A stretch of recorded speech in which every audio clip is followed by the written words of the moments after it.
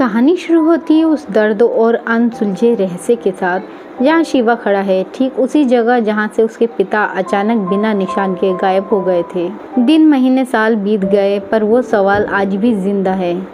शिवा बेचैनी के साथ बोलता है कि इस जगह पर क्या है, ये क्यों मेरे पिता को ले गया। तभी एक बुजुर्ग आदमी आगे आता है, उसकी आवाज़ में सदियों का ज्ञान है।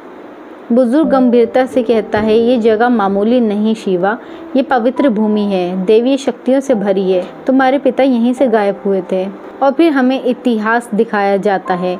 300 ईस्वी कादम वंश का राजा बांगड़ा, एक जल्लाद राजा जिसका साम्राज्य बहुत दूर था और वो कांतारा से अपरिचित था। दूसरी ओर कांतारा के सीधे साधे आदिवासी।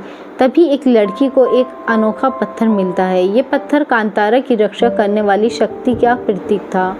राजा बांगड़ा अपनी क्रूरता में मगन था। तभी उसे भैरव नाम का एक आदिवासी मिला और उसकी जेब से निकले वो कीमती अनाज जो उस ज़माने में कहीं नहीं मिलते थे।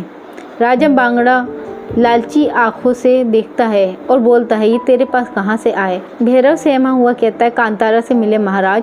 ये सुनते ही राजा की आंखों में लालच की चमक दौड़ गई।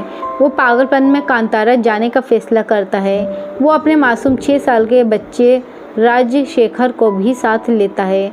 लेकिन कांतारा में कदम रखते ही देवीय शक्तियाँ जाग उठीं। राजा और उसके सभी सैनिक पल भर में मारे गए। केवल मासूम राजशेखर बचा। डर से कांपता हुआ वो भागता है, बेहोश हो जाता है और उससे कारपा समुदाय के लोग उठाते हैं। एक काली शक्तियों की पूजा करने वाला समुदाय होता है ये। कारपा समुदाय ने राजशेखर को महल वापस पहुंचाया। बड़ा होकर वो राजा बना, पर उसके मन में कांतारा का गहरा डर था। उसने कसम खाई कि वो कभी भी उसकी ओर नहीं जाएगा। लेकिन नीति को कुछ और ही मंजूर था। राजशेखर की बेटी कानकावती अस्वस्थ थी। डर के बावजूद उसने फिर से कारपा समुदाय की काली शक्तियों का सहारा लिया और कानकावती ठीक हो गई। जब उसका बेटा कुलशेखर राजा बना तो वो अय्याशी और क्रूरता में डूब गया। पिता ने लाख समझाया, कांतारा मत जाना, पर कुलशेखर ने नहीं सुनी। राजा बनने की खुशी में कुलशेखर शिकार के लिए कांतारा गया। देवीय शक्तियाँ फिर से जाग उठीं और उसके सैनिक मारे गए। लेकिन ये कोई देवी शक्ति नहीं बल्कि कांतारा की रक्षा करने वाले थे, जिनमें बैरमी भी था। बैरमी और उसके साथी उत्सुकता में राजमहल जा घुसे। यही बैरमी की मुलाकात हुई कानकावती से।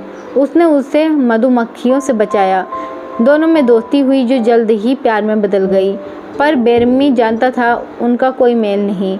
वो एक रानी और वो एक जंगल का रक्षक।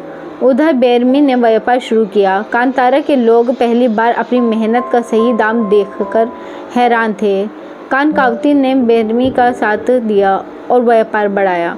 लेकिन कुलशेखर को गुस्सा आया। उसने सैनिकों को भेजा। बैरमी और उसके साथियों ने सबको मार डाला। कानकावती ने भाई को समझाया, कांतारा से मत उलझो, वहाँ देवीय शक्तियाँ हैं। पर कुलशेखर ने नहीं सुना। फिर जंगल में कारपा समुदाय ने बैरमी पर हमला किया। वे भारी पड़ रहे थे, तभी बाघ देवता प्रकट हुए। उन्होंने सबको बचाया। कारपा के सेनापतियों को मार डाला।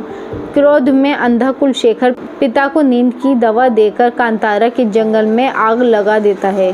कांतारा जल रहा था। लोग अपने भगवान को पुकार रहे थे। तभी बैरमी के अंदर देव प्रकट होते हैं। कुलशेखर समझाता है ये नाटक है, पर देव बने बैरमी ने कुलशेखर को बेरहमी से मार डाला। बहन चामुंडी और बैरमी का विलुप्त होना। राजशेखर टूट गया। उन्हें पता चला कि बांगड़ा साम्राज्य का शिवलिंग खंडित हो गया है। ये विनाश की निशानी थी। कानकावती जोखिम लेकर कांतारा आई। देव की स्थापना का प्रस्ताव रखा। पहले बैरमी ने मना किया, लेकिन बैरमी के सपने में देव दिखे। उन्होंने कहा, सभी लोग मेरे हैं, मैं बागड़ा में रहकर भी कांतारा की रक्षा करूंगा। बागड़ा की शिवलिंग की स्थापना हुई, पर शांति ज्यादा दिन नहीं रही। कांतारा में अजीब बीमारियां फैलने लगीं। बैरमी को सपने में पता चला देव वंश में है। ये कानकावती और कारपा समुदाय का काम था। युद्ध हुआ। राजशेखर काली शक्तियों से शक्तिशाली हो गया। बैरमी हारने लगा। तभी उसे भैरव ने एक गुप्त जगह बताई। वहाँ शिवलिंग और त्रिशूल के पास बैरमी में सारी दिव्य शक्तियाँ आ गईं। वे वापस आया राजेश्वर और सभी सैनिकों को मार डाला। कानकावती सपने में आई। देव गंभीर होकर बोले, स्त्री और बच्चों को नहीं मारते, तुम्हें हमारी बहन चामुंडी मारेगी। तभी एक पल का सन्नाटा हुआ। चामुंडी देवी की शक्ति बैरमी में आई और उसने एक ही झटके में कानकावती को भी मार डाला। कारपा समुदाय का खात्मा हो गया और फिर चामुंडी देवी एक कुएं में जाकर रहस्यमय तरीके से गायब हो गई। चामुंडी बैरमी के इसी तरह से बैरमी भी वहां गायब हो गया और यहीं पर मूवी एंड हो जाती है। कांतारा की ये गाथा प्रेम, विश्वास, लालच और प्रतिशोध की एक अनोखी कहानी है। तो आपको ये हमारी वीडियो कैसी लगी हमें कमेंट करके ज़रूर बताएं और वीडियो अच्छी लगी है तो वीडियो को लाइक करके चैनल को सब्सक्राइब करें। धन्यवाद।